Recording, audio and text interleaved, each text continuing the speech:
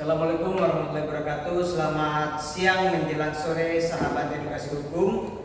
Hari ini kita akan berdiskusi lanjutan bersama Profesor Dr. Dwi Sena Wijanarko. Beliau merupakan ahli pidana, dosen Universitas Bhayangkara Jakarta Raya, dosen pengajar pada program Magister Ilmu Hukum yang diselenggarakan oleh organisasi Advokat Pradin, dan juga beliau merupakan seorang praktisi. Lengkap sudah hal-hal yang kaitan dengan hukum. Selamat sore Prof. Selamat sore. Saya ingin menanyakan satu pertanyaan penting yang harus dimiliki oleh kawan-kawan sarjana hukum ketika dia sudah lulus dalam pendidikannya dan ingin melanjutkan ke dunia profesi advokat.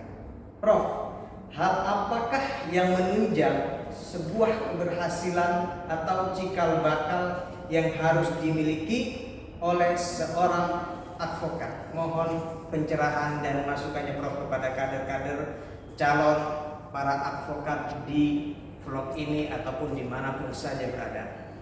Baik, mohon izin, salam cerdas, salam pendidikan, salam perjuangan biar bisa buat serum. Berdasarkan pertanyaan di siang ini, tepatnya di hari Sabtu tanggal 7 Oktober 2023, atas pertanyaan advokat spesial berkenaan dengan apa dasar atau basic yang harus dimiliki oleh seorang yang menggeluti profesi advokat atau profesi pengacara. Tentunya dia harus memiliki basic mental, sikap. Basic utamanya berdasarkan undang-undang adalah minimal sarjana hukum. Sesudah itu dia harus memperdalam atau membekali dirinya dengan kemampuan berargumentasi hukum, memainkan logika main, memainkan logika reasoning, memainkan logika riset, dan pandai menuangkan segala bentuk-bentuk argumentasi hukumnya ke dalam suatu konsep hukum yang kita sebut dengan expert knowledge, kemampuan kepawaian berargumentasi hukum dan menyampaikan argumentasi hukumnya ke dalam sebuah konsep hukum untuk disampaikan di dalam kancah pertarungan hukum. Nah, saya rasa demikian Pak Advokat Spesial.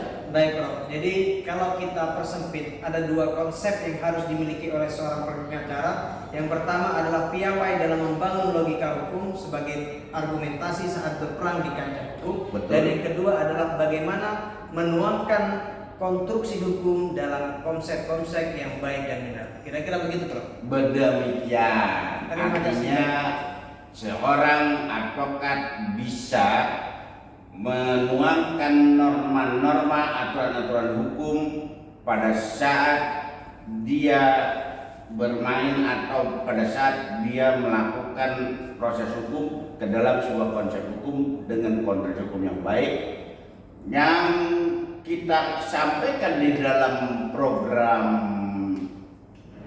Magister Advokat, yaitu penalaran Master Advokat, yaitu penalaran yang namanya ilmu penalaran hukum atau penemuan hukum. Kalau dia seorang hakim namanya responding atau terobosan hukum. Sementara kalau kita sebagai aparat atau sebagai advokat, tentunya penalaran hukum disebut sebagai doktrin. Demikian saya rasa. Baik Prof, terima kasih Prof. Terakhir kata-kata untuk hari ini Prof. Baik, salam sinergi untuk negeri, tetap berprasangka baik, tetap perjuangkan keadilan. Salam perjuangan Piat Yusya Rasul. Bravo. Terima kasih.